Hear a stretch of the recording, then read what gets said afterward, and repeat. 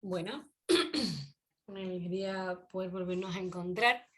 Para aquellos que no han podido estar en el curso, les doy la bienvenida a este curso de Introducción a los Evangelios. Este curso ya vamos en la sesión 2, que lo que quiere trabajar es lo que se entiende por el Evangelio como texto literario y indagar un poco en lo que significa el problema sinóptico. Entonces vamos a ir partiendo de a poco y vamos a ir entendiendo cuál es el camino que vamos haciendo.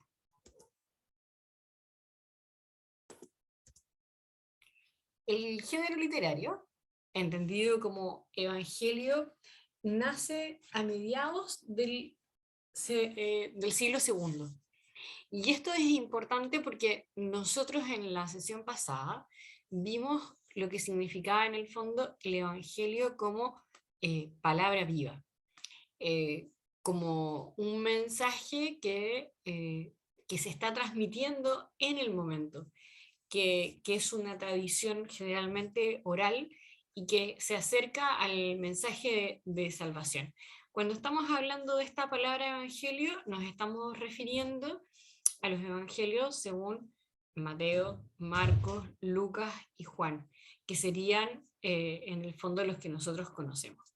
Pero resulta que durante la mitad del segundo siglo, durante la segunda mitad del segundo siglo, eh, lo que nos pasa es que esta palabra se designa para poder decir que es un mensaje de la tradición de los apóstoles, un recuerdo de los apóstoles, que si se acuerdan va a ser distinto porque nosotros dijimos que la palabra evangelio era singular y que representaba el mensaje de la salvación de Jesús, ¿no? O sea, Jesús es la promesa cumplida del Padre, que también lo vamos a ver ahora más adelante.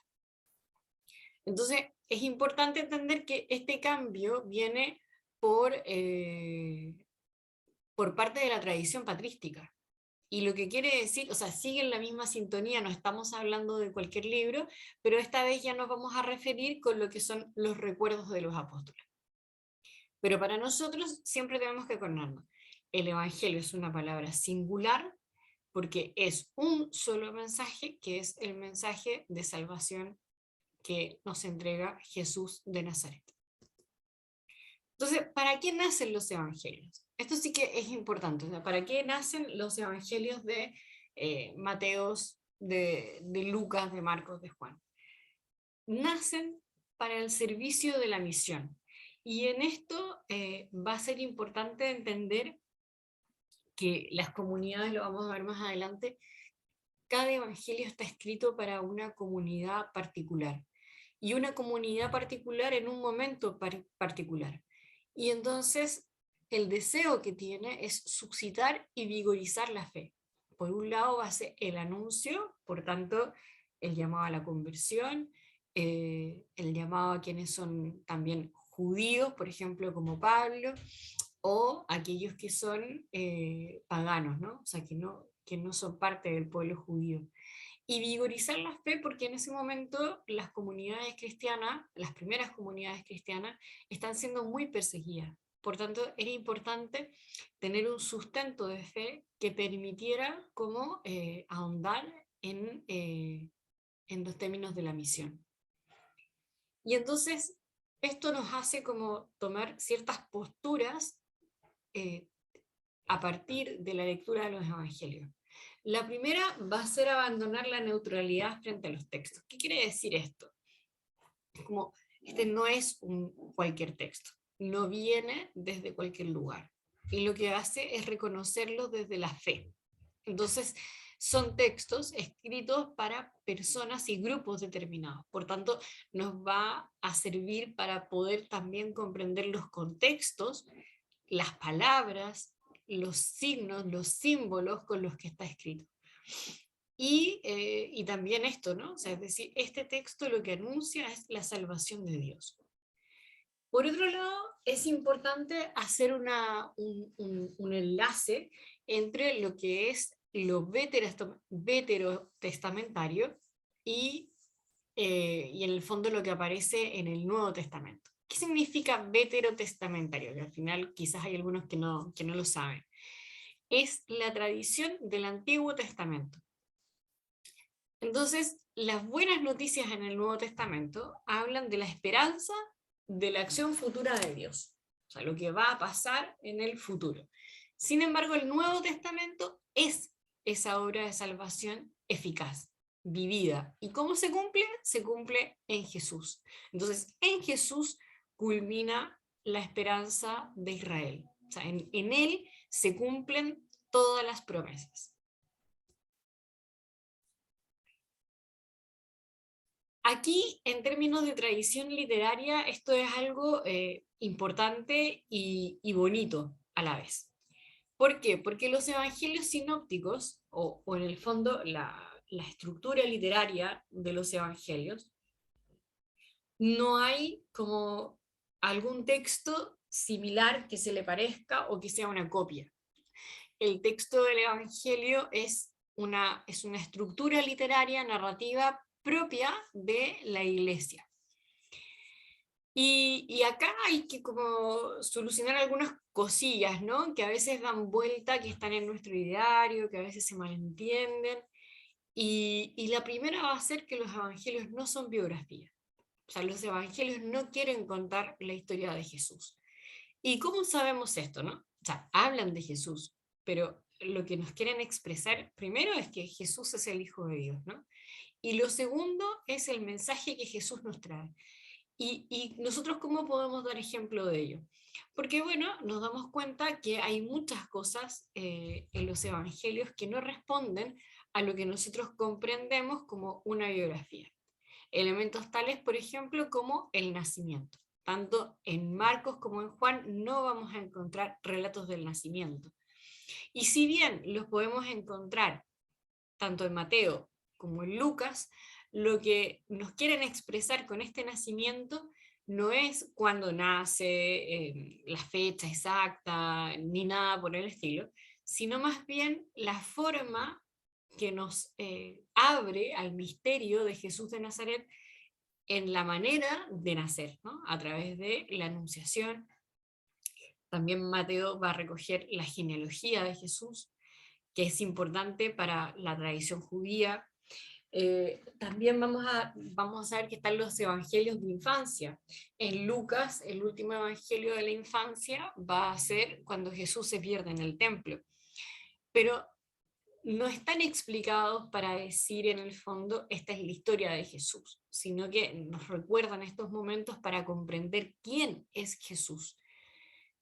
Porque de hecho desde los 12 ya después se va a saltar hasta, diríamos que es el bautismo, ¿no? O sea, el bautismo de Jesús sí es algo que va a aparecer en los 4 evangelios.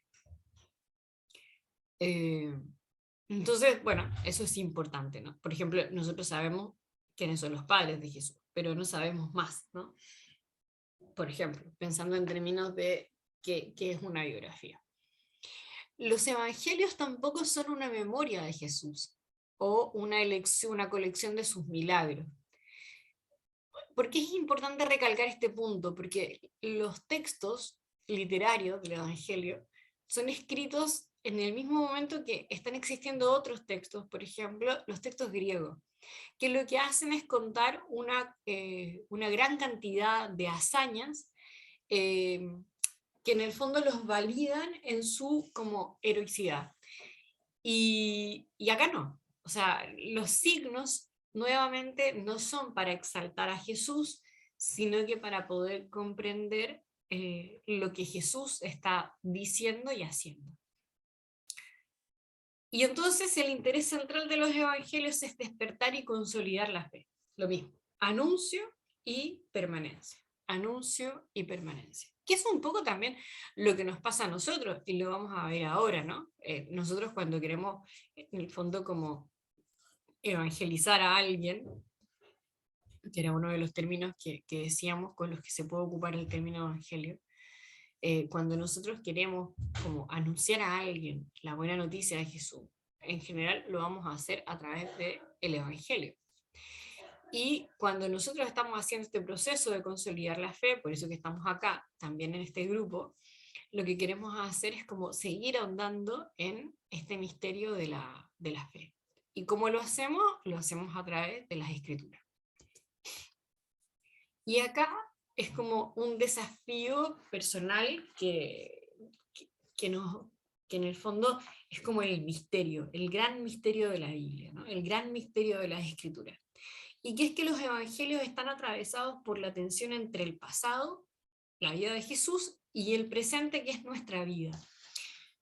Cuando un texto nosotros lo leemos, en el fondo como que existe, y sobre todo en términos bíblicos, lo que sería como una tensión hermenéutica, que es la interpretación del mensaje para el momento actual. Por eso que las escrituras, las sagradas escrituras, son un libro en presente. No estamos contando una historia que ya pasó, sino que estamos contando una historia que hoy actúa en nuestra vida. Eso es maravilloso. Es un libro en el fondo que transforma nuestra vida, que nos pone en presencia, que despierta un encuentro profundo con el Dios de nuestra vida, con el Dios de nuestra historia. En este continuo movimiento del entonces hacia el ahora y del ahora al entonces, o sea, yo en el fondo voy ubicando mi vida, la veo a través de lo que los textos nos entregan, entiendo lo que los textos nos entregan y en el fondo reformulo también mi vida. Entonces, lo más importante y también lo más difícil, en el fondo, a lo largo de los años, ha sido la clave de interpretación. ¿Y por qué es difícil, en el fondo, interpretar, ¿no? Nosotros podemos interpretar un poco a la luz de la fe, y eso siempre está bueno, o sea, siempre nos da clave. Pero no nos podemos olvidar que un texto escrito, tiene ciertas como características que tienen que estar como en nuestra mente, ¿no? En nuestra cognición, que tiene que ver, por ejemplo, con la forma de escribir un texto, las claves que están dentro del texto, la manera en la que fue escrito, el lenguaje con el que se realizó, cuál es el significado de las palabras. En el caso nuestro, tenemos una complicación en términos de lenguaje, que es que Jesús hablaba en arameo, lo más parecido sería el hebreo. Entonces tenemos primero una escritura hebrea, o un lenguaje oral hebreo, escrito en griego, y traducido en este caso al castellano y al castellano actual. Entonces la interpretación, o en el fondo la lectura o la traducción que nos llega a como al momento en el que nosotros nos encontramos, es como muy, muy lejana, ¿no? Por eso que hay que volver como primero a comprender las estructuras en las que está escrito, y después comprender los significados de las palabras que se nos presentan. Pero bueno, lo vamos a ir haciendo en el camino, yo les voy a ir enseñando clave, y ustedes irán viendo lo que les llama la atención, lo que no, lo dejan y no pasa nada. Entonces, acá ya vamos a entrar con lo que son los evangelios sinópticos.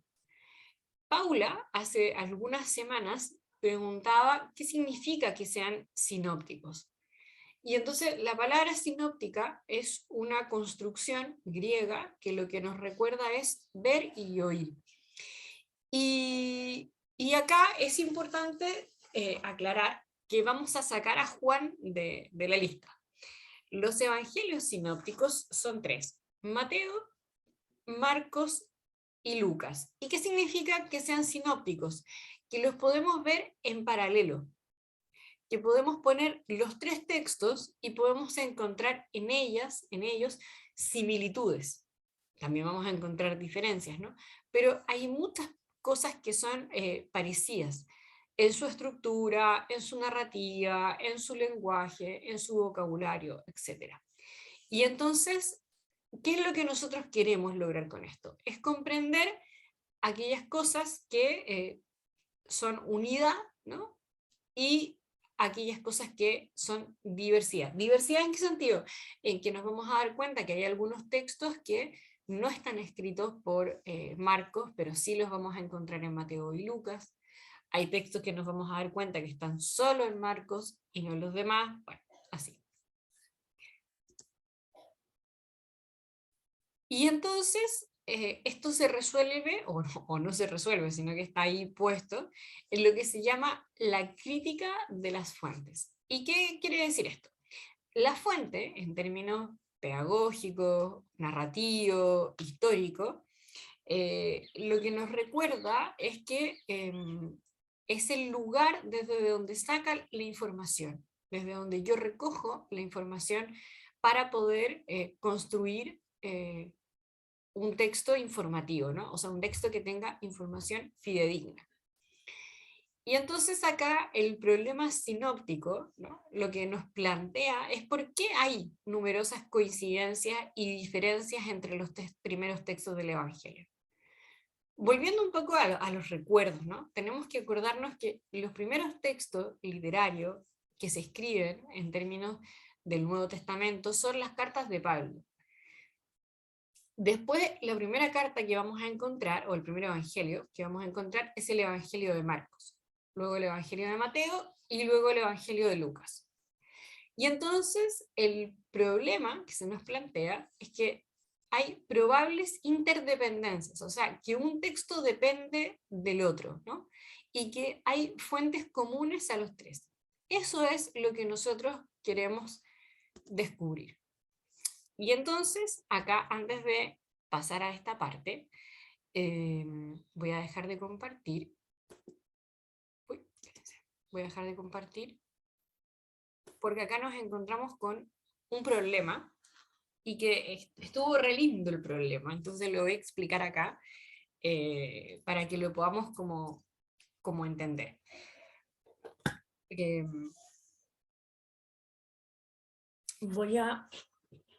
Voy a hacerlo de otra manera. Espera.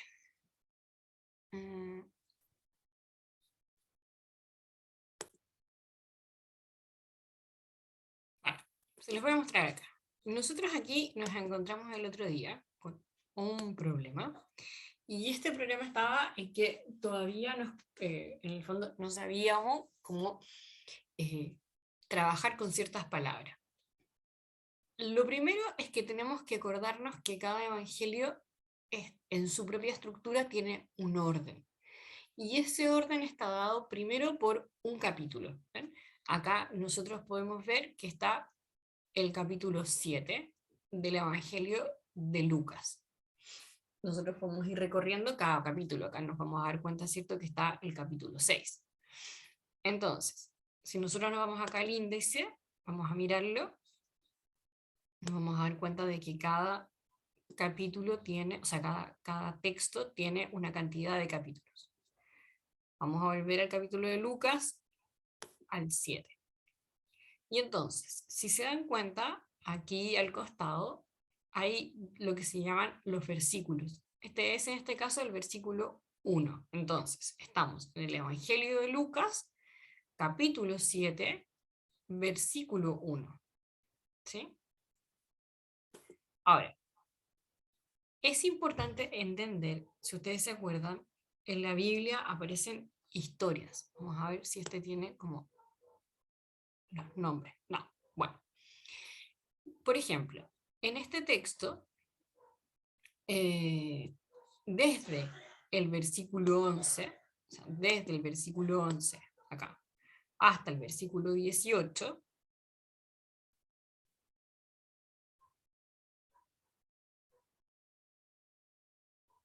no, 17, me pasé uno.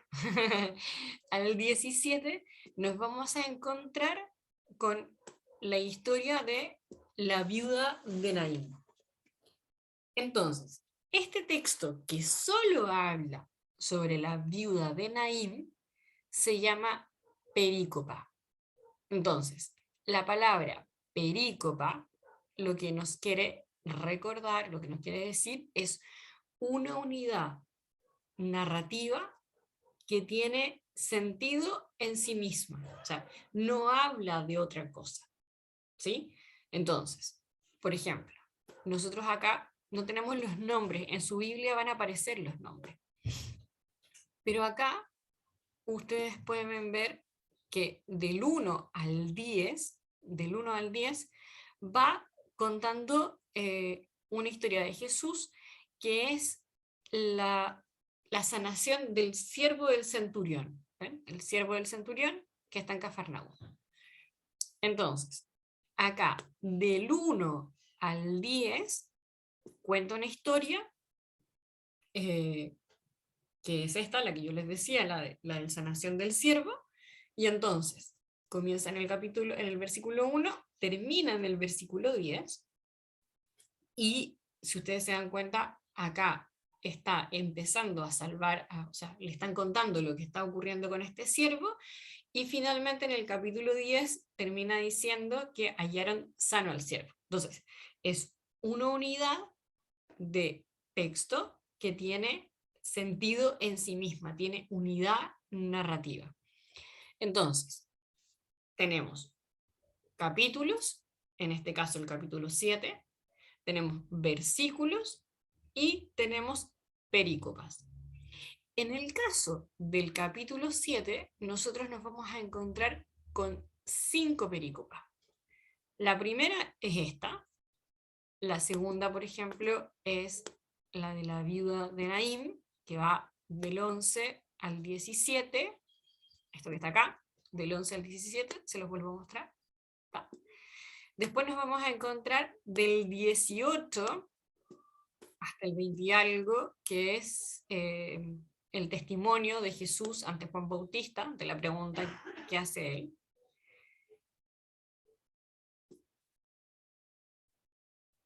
Acá.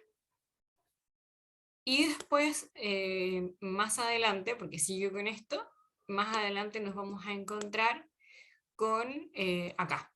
Y le rogó uno de los fariseos que comiencen con él. Y esta es la historia de una de las mujeres, o sea, yo le pondría a la mujer que mucho amó. Ustedes lo van a encontrar de otra manera en la Biblia, pero es esta historia de que Jesús va a la casa de Simón y una mujer pecadora, ¿no? La mujer adúltera, le toca para la mujer del perfume.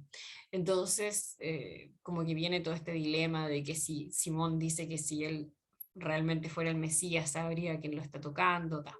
Y Jesús les cuenta una parábola. Entonces, acá tuvimos como problemas para entender lo que era el tema de la perícopa. Si ustedes se dan cuenta, o sea, el capítulo 7 tiene sentido en sí mismo. ¿Y cómo nos vamos a dar cuenta que tiene sentido? Porque está unido a otro capítulo. ¿A qué capítulo está unido? Lo vamos a ver acá. Miren. En Lucas 4, acá, en Lucas 4, en el versículo 18 y 19, acá, 18 y 19, dice, Jesús fue a la sinagoga, eso es lo que estaba antes, ¿no? En Nazaret, y dijo, el Espíritu del Señor está sobre mí, por cuanto me ha ungido para dar buenas nuevas a los pobres. Me ha enviado para sanar a los quebrantados de corazón, para pregonar a los cautivos libertad, a los ciegos vista, para poner en libertad a los quebrantados, para predicar el año agradable al Señor. Esto es importante porque acá en el fondo nos dice que va a comenzar a desarrollarse el anuncio de esta buena nueva. Y en este anuncio de la buena nueva, después lo vamos a encontrar en Lucas 6, miren, se los voy a ir mostrando, ¿está? En Lucas 6 vamos a encontrar las bienaventuranzas, que es lo que se conoce como el Sermón del Monte.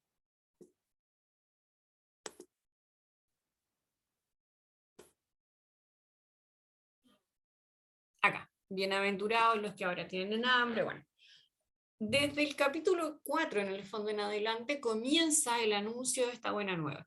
Pero cuando comienza el anuncio de esta buena nueva, que está destinada sobre todo al pueblo judío, ¿no? En términos de Jesús, el pueblo judío no le hace caso, ¿no? Al contrario, nos vamos a encontrar en el texto que leímos antes, en el capítulo 4, que Jesús intenta, o sea, no intenta, sino que lo intentan apedrear, ¿no? Lo intentan tirar del cerro. Entonces, esto es muy llamativo porque en el capítulo 7, que fue el que estábamos viendo antes, lo vamos a ver ahora de nuevo, el primer personaje que aparece es un romano, el siervo del centurión romano. Por tanto, acá. Entonces, ¿qué pasa? Este centurión romano, en el fondo, es un pagano, no es alguien judío, pero ellos y Jesús reconoce la fe que tiene en él.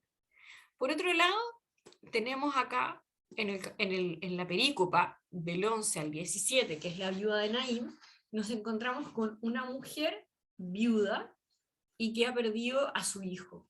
O sea, ha quedado marginada en esta historia de Israel. Es importante recordar que las mujeres, ¿no? Los niños, las niñas, eran lo último en el fondo de esta como pirámide social judía, pero además si esta mujer había quedado viuda, es decir, y que no tiene marido, pero también ha quedado sin hijo, queda absolutamente desprovista. Y entonces es como lo último, ¿no? Es como lo que está más perdido. Y finalmente, claro, o sea, este texto de la mujer pecadora, o la mujer del perfume, o como yo le digo, ¿no? La mujer que mucho amó, eh, nos vamos a encontrar con que también es lo más perdido de Israel, ¿no? Lo último.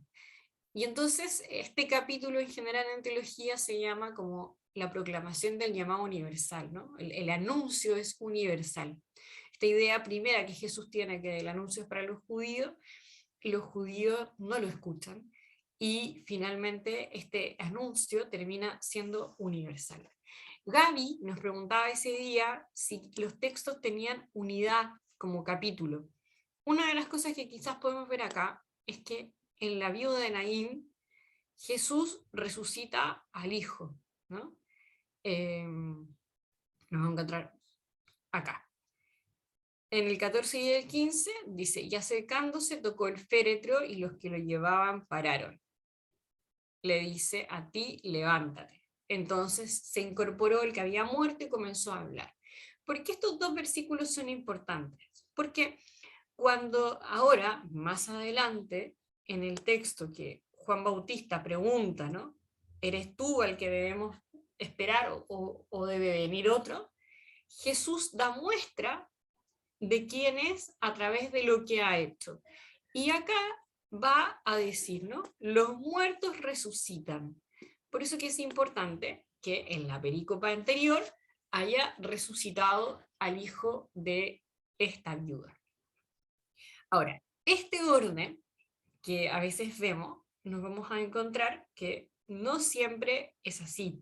A veces los textos, lo que decíamos, ¿no? No son narraciones en sí mismas, son mensajes, son textos, son construcciones, no son construcciones que se hacen en el mismo momento, sino que son construcciones que se hacen en el tiempo. Y entonces, por ejemplo, acá nos vamos a dar cuenta de otra cosa, ¿no? Yo les voy a mostrar acá un ejemplo que vimos sobre San Juan. Aquí, San Juan en el capítulo 13, si la memoria no me falla, no, perdón, en el 15. Me falló la memoria, siempre puede pasar. Juan capítulo 15,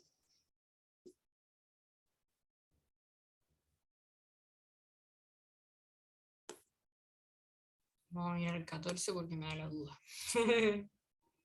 Sí, miren, en el capítulo 14, en el versículo 31, dice, levantémonos, vámonos de aquí. ¿sí? Esta versión es una versión mucho más antigua de la Reina Varela, entonces, por eso que está en este lenguaje. Y entonces dice esto, ¿no? Levantémonos, vámonos de acá. ¿Qué ha pasado antes, no? Ha pasado todo el texto de la última cena, o sea, del lavado de los pies, porque la última cena en Juan está en el capítulo 6, que es eh, el discurso del pan de vida. Y entonces, bueno, acá en el 15 tendrían que irse para algún lado, ¿no? Pero resulta que acá empiezan los discursos de despedida. Miren, yo soy la vid verdadera y mi padre es el labrador. Vienen dos discursos. Pero si nosotros nos vamos aquí en Juan al capítulo 18,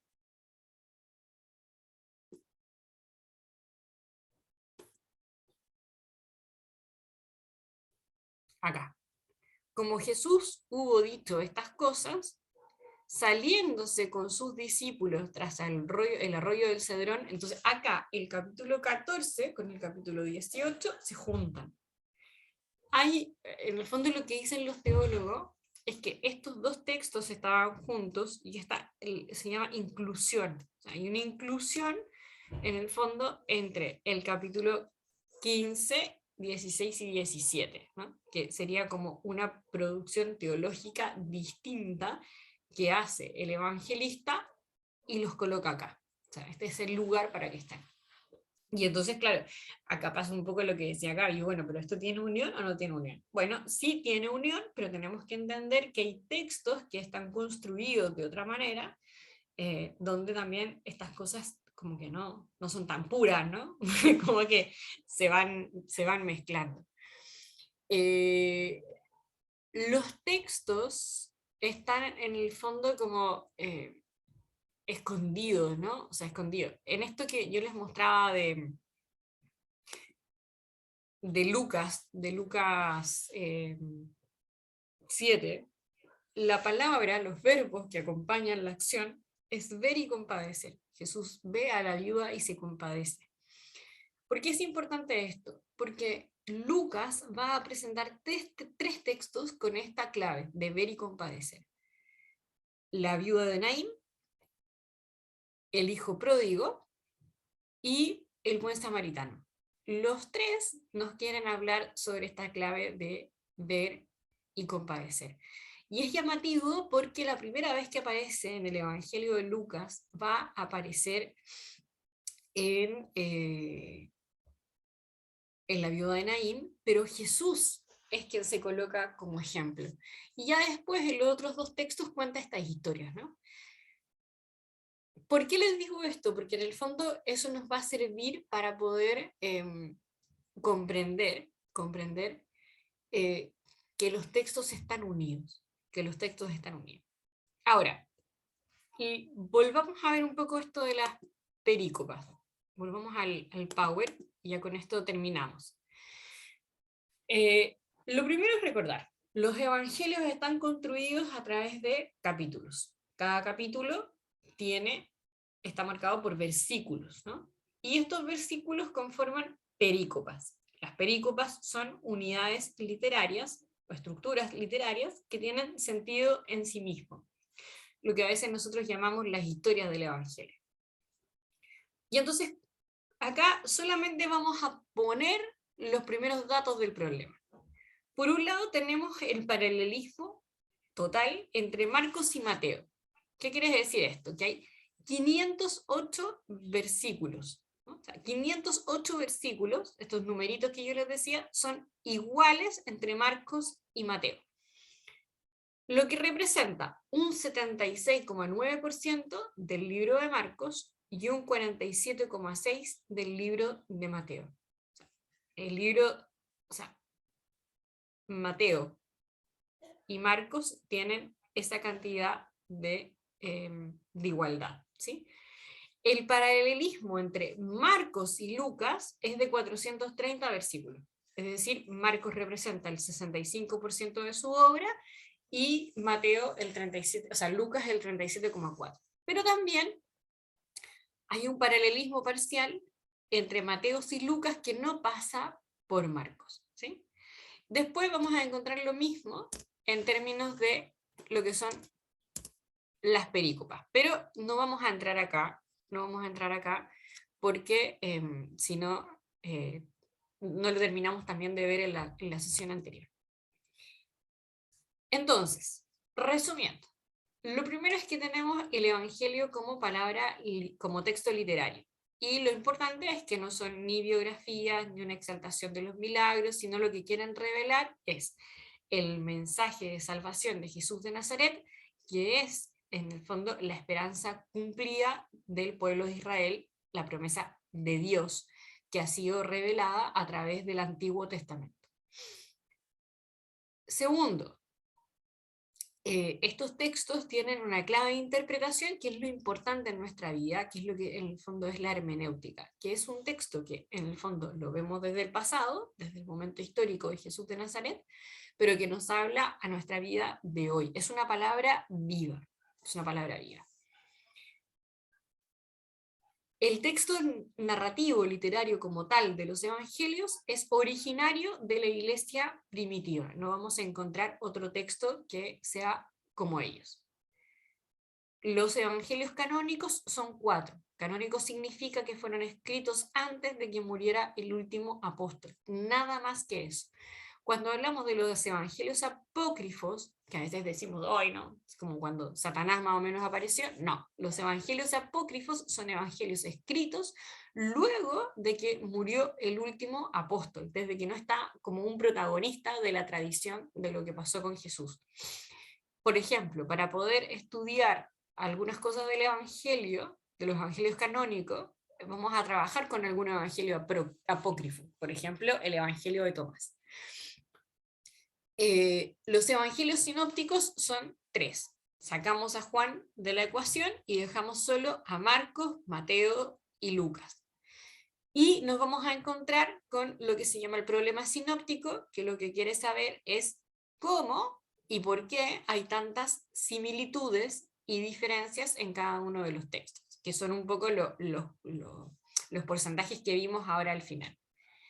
Los textos están escritos, o los evangelios, cada evangelio tiene una cantidad de capítulos que va a ser diferente en cada uno de ellos. Está escrito por versículos y por perícopas. Las perícopas son unidades literarias, narrativas de un texto que tienen unidad en sí misma. Son lo que nosotros en general llamamos las historias del evangelio o pasajes del evangelio. Y lo otro que se me olvidaba era que no se nos puede salir de nuestra canon de comprensión que los evangelios están escritos para comunidades específicas en tiempos específicos. Entonces eso es muy importante para entender las palabras, los significados, los símbolos, la manera en la que escriben, que es lo que vamos a ir mirando ahora cuando ya empecemos a ver esto. Bueno, espero que haya quedado más claro. Hay cositas que hablamos, no las vuelvo a repetir porque estaban más para ese día, pero ta. Bueno, un abrazo muy grande y espero que nos haya quedado más claro. Un abrazo.